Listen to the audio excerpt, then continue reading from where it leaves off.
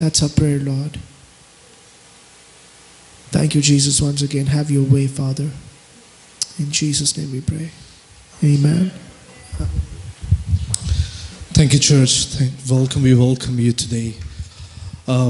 इस presence में, इस समय में, the God's mighty presence is very much. और आप बड़े पवित्रताई के साथ प्रार्थना से बैठे रहें कि परमेश्वर आपके साथ जरूर बातचीत करें.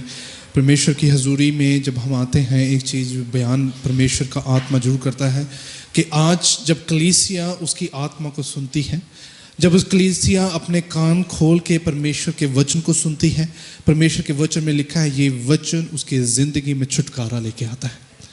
आराधना में चिंगाई है, आराधना में छुटकारा है और वचन से हमें एक नया रास्ता मिल जाता है. आज उसी रास्ते को हम देखेंगे. आज ज़बूर की तरफ चलेंगे. आज का जो ज़बूर है 43 नंबर ज़बूर, 43 नंबर ज़बूर हम पढ़ेंगे इकट्ठे मिलके, जिसे हम हमेशा पढ़ते हैं. The same way we gonna read together this 43 number ज़बूर है जो साम है. Let's read together. Vindicate me, my God, and plead my cause against an unfaithful nation. Rescue me from those who are deceitful and wicked. You are God, my stronghold. Why have you rejected me? Why must I go about mourning, oppressed by the enemy? Send me your light and your faithful care. Let them lead me. Let them bring me to your holy mountain, to the place where you dwell. Then I will go to the altar of God, to God, my joy and my delight. I will praise you with the lyre, O God, my God. Why, my soul, are you downcast? Why are you disturbed within me? Put your hope in God, for I will yet praise Him, my Savior. Praise God. प्रार्थना करेंगे हम. Hallelujah. प्रभु जी, आपका धन्यवाद करते हैं इस ज़बूर के लिए, इस समय के लिए, इस मौके के लिए. प्रभु जी, जब हम आपकी हजूरी में आते हैं प्रभु जी, इस ज़बूर के ज़रिए हमें पूरा भरोसा है, हमें पूरा ईमान है. हम विश्वास के साथ कहते हैं प्रभु जी, ज़बूर मेरे जीवन में कार्य करेगा. प्रभु जी, ज़बूर ये बातें मेरे जीवन में कार्य करेंगे. प्रभु जी, आपका वचन से प्रभु जी आपके बच्चे जब सुने, प्रभु जी कलीसिया सुने, पिता परमेश्वर ये वचन देदारी होकर इनकी ज़िंदगी में कार्य करे, किसी चीज़ की कमी ना हो. प्रभु रूह और सच्चाई से आगे बढ़ सके. ये प्रार्थना मांगते हैं सर्वशक्तिमान जिंदा प्रभु यीशु मसीह के नाम से मांगते हैं. Amen and amen. Thank you church. आज इस समय में जब हम प्रभु की हजूरी में आते हैं, it's something that God is talking about discouragement. जब डिस्करेजमेंट हमें लोगों से मिलती है, हम डिस्करेज हो जाते हैं लोगों से, तो परमेश्वर वहां पे अपनी एक आस लेके आता है, एक होप लेके आता है. That's the time that we need to say, that's a time that we have to declare every time when we are discouraged. The God say, today I have one new hope, so that with that hope you can leave all your desires which make you in that kind of position जहां पर आपको खुशी नहीं मिलती. आज परमेश्वर उस discouragement जौन सी हमारे जीवन में लोगों के थ्रू, उनकी बातों से जो हमारे जीवन में आती हैं, आज परमेश्वर उसी को कह रहा है कि don't lose your hope. Today is about that hope. This is something, hope in a time of discouragement, in the face of discouragement, our only hope is in God. Our only hope is in God.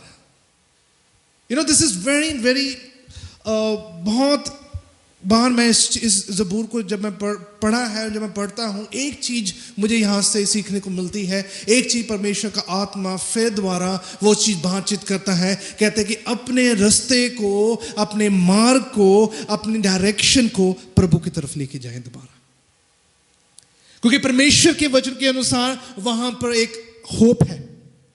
परमेश्वर के वचन के अनुसार वहाँ पर एक आस है. परमेश्वर के वचन के अनुसार वहां पर एक नजरिया, ऐसा नजरिया है जहां पर आपको दिलेरी और हौसला मिलता है. वो रास्ता हमारे जीवन में आना बहुत ज्यादा जरूरी है. Often times when we see कि हमारे पास वो रास्ता नहीं मिल रहा है, प्रभु से हम प्रार्थना करें, प्रभु जी I need that way again so that the hope must live in my life. That's why यहाँ पे प्रभु के वचन में साफ लिखा है, then I will go to the altar of God, to God my joy and my delight. I will praise you with the lyre, O God, my God. Then I will go to the altar of God. जब आप प्रभु के सामने आते हैं, प्रभु की हजूरी में आते हैं, एक बार याद रखें, you are in front of the altar of God. प्रभु के वचन में लिखा है आज हमें प्रभु के ऑल्टर के पास जाना है. उसकी जगवेदी के पास जाना है, उसके विश्वास के पास जाना है, उसके प्रॉमिसेस के पास जाना है, जहां से हमें एक नई होप मिल सके. This is a time when David say कि मेरे जीवन में जब आस खत्म होती है, प्रभु जी तेरा वचन ही मुझे एक नई आस प्रदान करता है. प्रभु जी जब मैं तेरी आराधना करता हूं, कहते कि I just praise you with the light. प्रभु जी उस इंस्ट्रूमेंट्स के साथ, प्रभु जी उस रंगियों के साथ जब मैं तेरी आराधना करता हूं, प्रभु जी मेरा दिल, मेरा जीवन खुशहाल हो जाता है, क्योंकि प्रभु जी मैं तेरी आराधना करता हूं. With that kind of hope that God has given to us. अगर आज हम इस चर्च में आए हैं, ये ना देखें कि कौन, कितने, कैसे, किस लिए. You are here. There's a purpose that you can worship the living God. It's a purpose that God has given a new hope in your life. That's why the God say, "Why my soul are you downcast? Why so disturbed within me?" हमारा जहन में, हमारी जिंदगी में disturbance बहुत होती है, जो डिस्टर्बेंस को हम ही अपने जीवन में हैवी कर लेते हैं. दाऊद कहता है कि मेरे जीवन में ये हलचल क्यों है, मेरे जीवन में इतनी डिस्टर्बेंस क्यों है, मेरे जीवन में इतनी अफ्लिक्शंस क्यों है. प्रभु के वचन में लिखा है कि you are thinking about the disturbance. प्रभु के वचन में लिखा है आप उस अफ्लिक्शंस के बारे में सोच रहे हैं.